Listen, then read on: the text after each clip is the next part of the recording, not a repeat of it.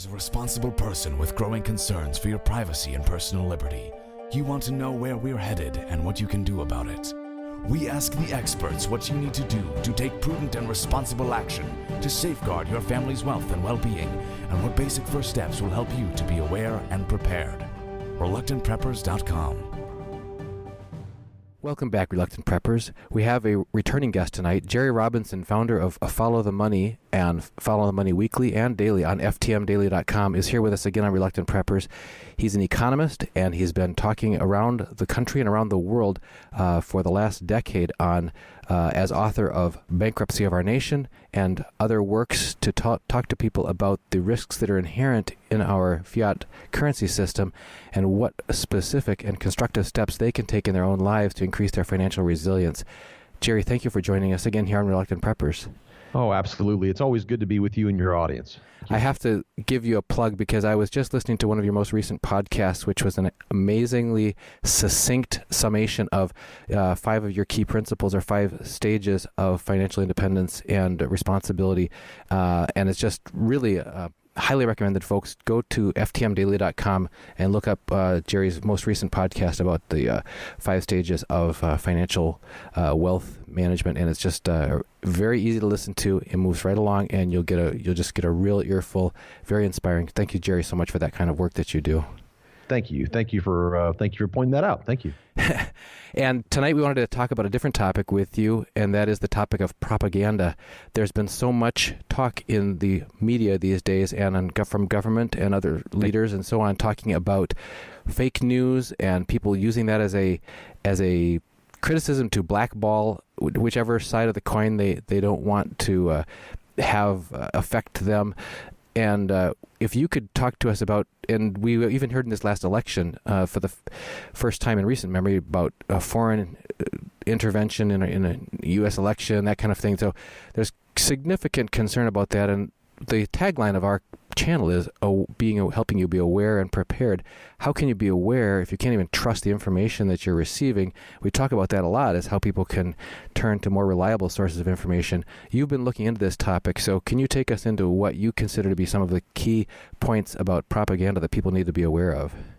Oh, sure. It's a really, really interesting topic. And I think propaganda mostly has been oversimplified by most people. And I think it's just because we don't really hear about the topic except in very negative connotations. So we really don't know what propaganda really is. In fact, if we go back and we do a study, there's some great books that people can read on propaganda. One that I would strongly encourage all of your readers to pick up is an old book by Jaques Ellul called, just quite frankly, it's just called Propaganda. And it's a very important book that helps us understand that propaganda is not really just fake news. Propaganda is not really just false information. In fact, modern men today don't understand the real power of propaganda because they believe that it's easy to detect. They believe that propaganda is composed of tall tales and overt lies. But this attitude leaves the individual modern man easy prey for the propagandist. And so the propagandist is really not trying to lie to the people. The propagandist instead is actually agreeing with the people. And you really can't get propaganda to change somebody's mind. Propaganda can only be used to lead men to action based upon what's already inside of them. So it doesn't really serve to change the opinions of the masses, but it serves to reinforce and intensify the existing trends. I think this is very, very important because what we see today is just a tremendous sea of propaganda all around us. And when we think about propaganda, we tend to think about Nazi Germany, or we think about the communists, the Soviet Empire, Stalin's Russia, and fascist Italy, Mussolini. But it's really quite interesting that if you study propaganda, you discover that it's the democratic governments in which it can have the most toxic of effects. Propaganda is a necessary tool in democracy as a way to course correct. You see, the people are the leader. or they're the ruler in a democracy. If you think back, like a monarchy, for example, or a strong man government where you just have a dictatorship, there's the propaganda there can keep a lid on problems, but it's not really designed to force the people to do something. It's really designed to keep them huddled in their masses. However, in a democracy, there is no strong man, or at least there's not supposed to be. There is no dictator. There is supposed to be rule by the people. Now, I know we're a Republican. We're not talking about that difference between republics and democracies. We all understand that. But as far as the democracy I'm talking about is that it needs propaganda, because propaganda serves to help course correct when the people, who are the rulers, get out of hand. And so it's very important. And in fact, there can be good propaganda. There's sometimes, propaganda can be useful for a very good purpose, but typically it's harnessed for the most toxic of purposes.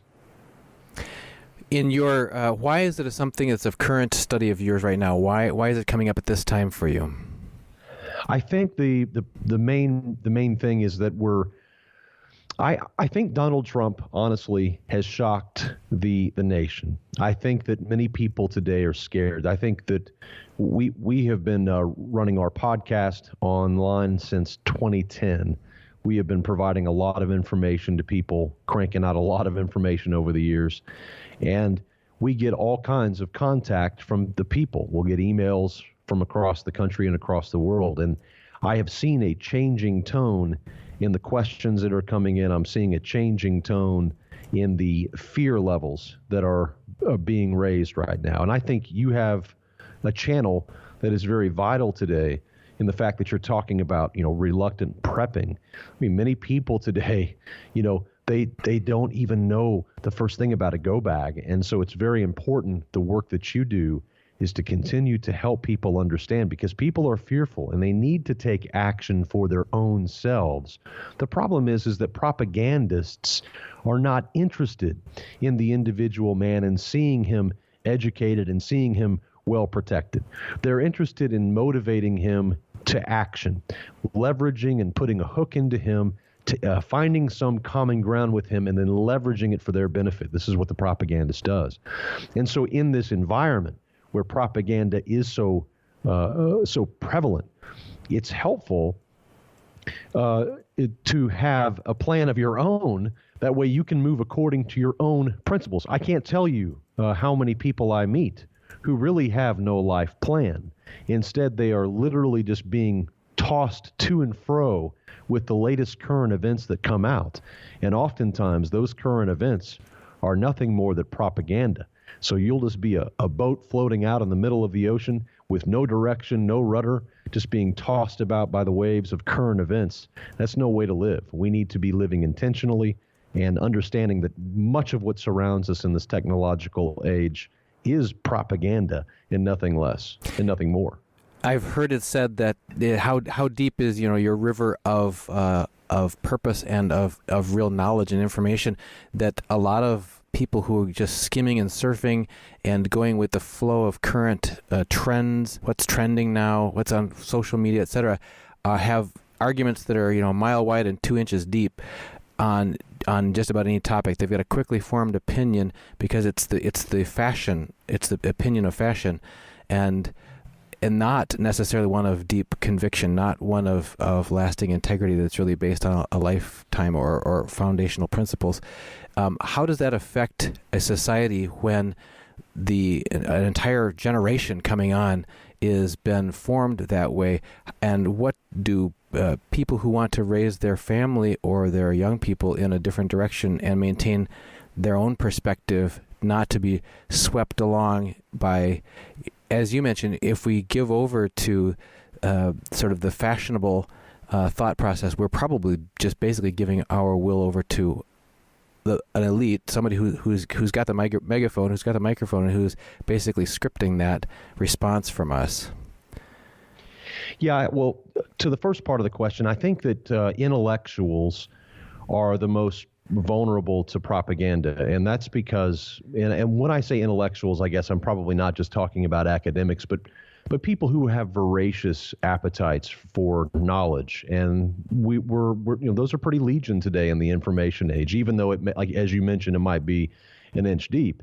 They're still voracious for information. And so I think intellectuals are the most vulnerable to propaganda for a few reasons. First, they absorb the largest amount of secondhand, unverifiable information. So if you're just constantly seeing headlines on a daily basis and you're seeing 2, 3, 4, 5, 600, 700 headlines in a day because you're looking through Twitter, well, you are just filling your head with PR crafted language, right? So the more you ingest of that and the more secondhand reports that you read, the much more vulnerable you are to propaganda. So a guy living in the forest, he's not nearly going to be, as affected as somebody who's consuming a lot of corporate news. Secondly, intellectuals have a compelling need usually to have an opinion about every single important question of our time, and I think that's easy to succumb to that.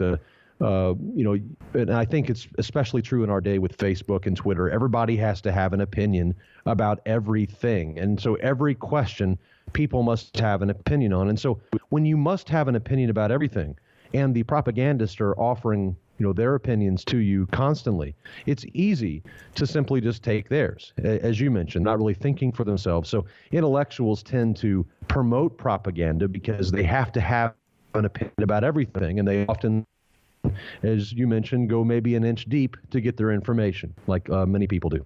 And then thirdly, I think because we're in a technological age where we are surrounded by mass media, we're surrounded by all kinds of television, radio, billboards, print, motion pictures, and of course you can't leave out the public relations industry, which really in most ways is really nothing more than propaganda, and also online, the whole blogosphere. There's just propaganda in many different places, and it's interesting that today in our technological society, because men consider themselves to be so reasonable and so rational, it's almost as if they require or they need propaganda so as to literally separate the wheat from the chaff, and it's something that they almost crave. So it's part and parcel, I guess, of our technological age. It's part and parcel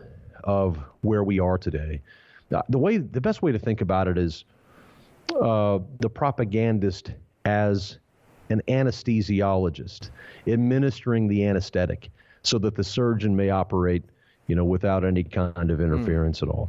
Now to the second part of the question, you had mentioned, how do people live in this? And I think, I can only speak from myself, and I'm a believer, I'm a Christian, and so I'm going to view things through that lens. So for those who are not believers, maybe you can just just kind of bear with me as I explain this. But the way that I view it is that propaganda sits upon a base. It has to have a base. Propaganda cannot possibly work unless it has a base.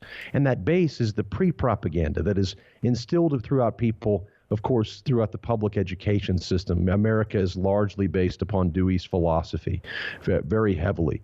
And so what we see is we see this pre-propaganda base that exists within America. So there's about 4 different things, and we could probably list many. But the first one is that man is inherently good. Man is inherently good. And so the pre-propaganda base always assumes that. So all technology is good. All inventions by man are good. Everything is good. Man is good. Therefore, all of his creative works must therefore, by definition, be good. Well, this flies in the face of a biblical worldview, but that certainly is required for propaganda. Secondly, the second undergirding principle of pre-propaganda that prepares the mind for propaganda is the idea that man, and that his whole ultimate aim in life is his own happiness. So pursuing happiness and all of this, of course, becomes very important. It becomes important in the technological age that men are allowed to promote their own happiness and pursue their own happiness.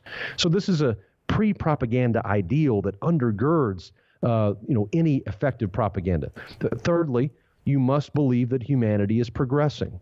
This is a pre-propaganda base that's instilled within children in kindergarten. So things are good. So whenever, you have whenever you see a news story about us, maybe humans going to Mars or whatever, it reconfirms that idea within you that humanity is not going down, that what the Bible says about man is not true, but instead actually man is progressing. And so therefore, whenever the new car rolls off the assembly line, it excites modern man because he senses that humanity is progressing down some path that's getting better. And then, of course, you also have the pre-propaganda base of this presupposition that everything is matter. Much of this stuff comes from the ancient Greek philosophies, and they were revived in the Renaissance, and of course they were really heavily promoted by during the American Revolution and the French Revolution. Yeah, the Enlightenment, right. Mm-hmm. Yeah, so we return to these ancient Greek ideals and philosophies, and they really inform much of our society today, much more than we realize. And so propaganda is simply leveraging that. So in other words, propaganda will always agree with those things. It will never attack those things. In fact, if you attack one of those four presuppositions, you'll find that all four of them will come back to attack you. The three others will attack you. So it's a very well-knit system that's been created, and the propaganda, in essence, keeps the machine going, so to speak. It keeps man believing that he's progressing somewhere, that he's really going somewhere, when in fact, from a biblical worldview, again, let me express that, from a biblical worldview, it's quite the opposite. You mentioned the public education in the United States based on Dewey. There's a very eye-opening documentary. People should look up the movie Indoctrination by Colin Gunn with two N's. It's about a homeschool family that travels the country in a school bus for a year, basically investigating the philosophical roots of public schooling. And Dewey wasn't alone. There was also Marx and a bunch of others in there too, whose thinking is also combined in. And it's very eye-opening in terms of what we're just taking in gullibly, unquestioningly. Most people who have their children, catechized by the public school system is what you're being taught to be unquestioning. Another one made me think of the work of G.K. Chesterton, famous writer of the first half of the 20th century, talked about, basically questioned a lot of things that weren't being questioned by the intelligentsia in universities and so on. And he's not at all popular with universities because he really questions a lot of these assumptions that intellectuals presume. And one of those is the one you mentioned about humanity that always is progressing. And the challenge there is that if it's progressing, it must be anything that can be determined as progress must mean that it's towards something that's improving, and ultimately it would reach an ultimate perfection. And if it points towards something, what is that which it points towards? And it's very revealing to try to probe people's because there is that common expectation in the part of most people, because that's what we've been taught, is that humanity is progressing. And certainly they can point out economic or financial or technological advances. Now you can get a flat screen TV for less than you used to be able to, or whatever. But if you start talking about how do they know that the direction humanity is going is actually in progress, what is the ultimate good that it's leading towards? Very interesting to hear what people have to say about that. Most people have no idea, but some of the other ideals that they'll express are quite revealing in terms of what their real values are. Can you talk to us about why this is a danger? Why must we be concerned about this and be aware of how we're being affected by it? Well, I think it's again important for individuals simply to know where they are. And again, people who don't have a biblical worldview may have a different view of propaganda. But I think from a biblical worldview, it's very clear that the battle has always been for the mind of man. It's as old as human history. That's always been the goal, is the mind of the human man. And our minds, I think our brains, what we have to prepare for, and this is really what we have to prepare for, is that we're going to see a very big sea change in our world. And we already are. We're in this fourth industrial revolution that has been described by Carl Schwab as this fourth industrial revolution, where now we are seeing many different academic disciplines coming together and finally being connected and overlapping. So for a long time, neuroscience was working all by itself, creating its own documentation as an academic discipline. And in different segments of nanotechnology were working and building out their own documentation for their own discipline. But in this fourth industrial revolution that we're in, we're seeing many of these disciplines now come together and find a connection. And so then they're beginning to overlap, and then new disciplines come out of these. Well, one of the more interesting connections has been the work in the brain. Back in 2010, there was an amazing, astonishing study put out by Stanford University that showed that the human brain had and contained within it more switches than all of the computers, all of the routers, all of the internet connections on Earth combined. This was a staggering discovery by Stanford. They said the brain is much more complex than what we had imagined. And as we see that technology is accelerating, we may look at the brain and say, wow, what a phenomenal thing that it is. But based upon the current trajectory today, experts and technologists are basically predicting that within 10 years, you'll be able to walk into Best Buy, plunk down $1,000, and walk out with a laptop that has the same computing power as the human brain. Now, why this is so powerful and why this is so important is because at some point in the future, the human brain and its capacity will be surpassed. The human mind, by the way, was not designed to move at the speed and think at this scale. We have way too much stimuli around us on a regular basis. We're all, most Americans are myopic because they stare at screens all day. We sit underneath artificial light. Our body, we eat artificial food.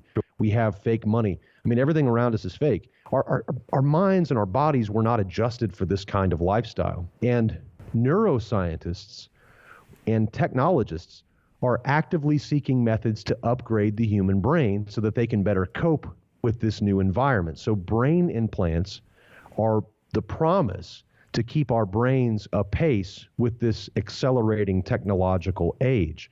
This is where you begin to have ethics problems, along with the genetically modified babies and all of this. As a believer, I have some serious ethical problems with what I see being called progress and what I see being called advancement.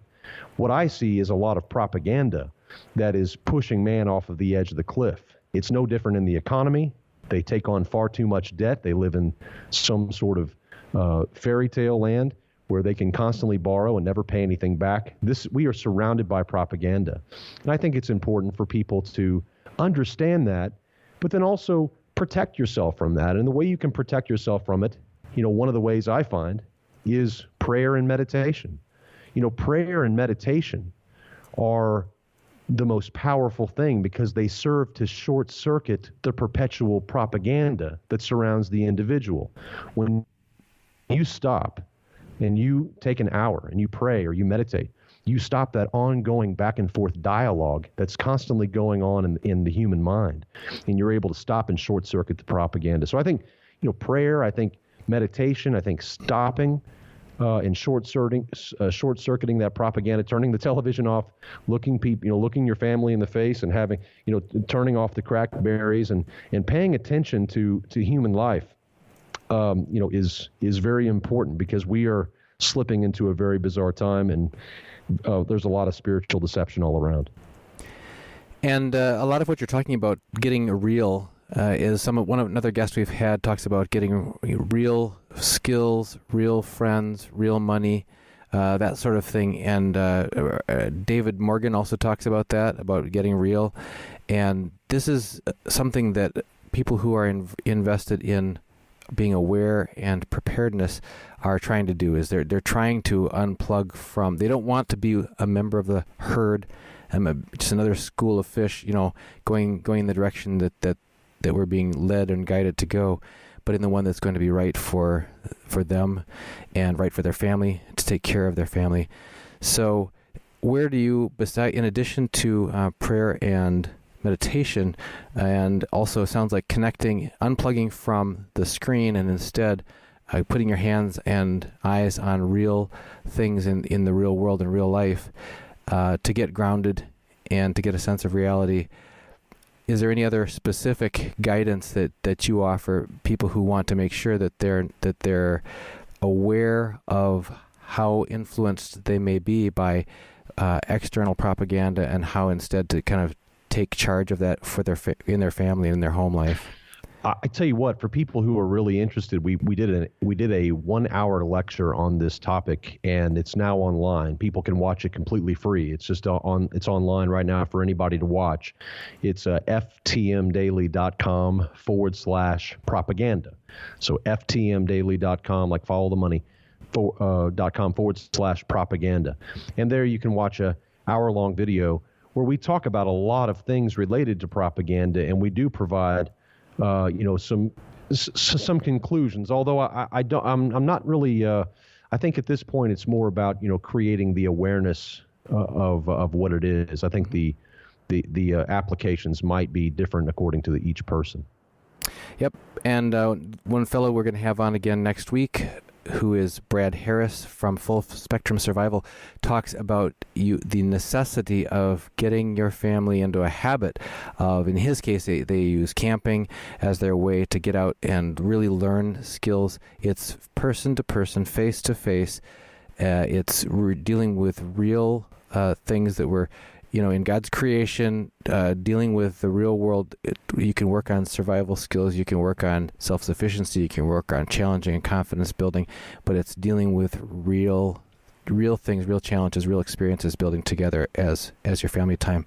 I know we, as a homeschool family, had tons of opportunities to have those kind of real experiences. And even now, we have some grown children still living at home in college. And when we have weekly dates with them, we say, hey, what shall we do? If anybody starts to say, hey, let's just watch a show, let's just watch this or watch that, almost always somebody else says, let's do something real.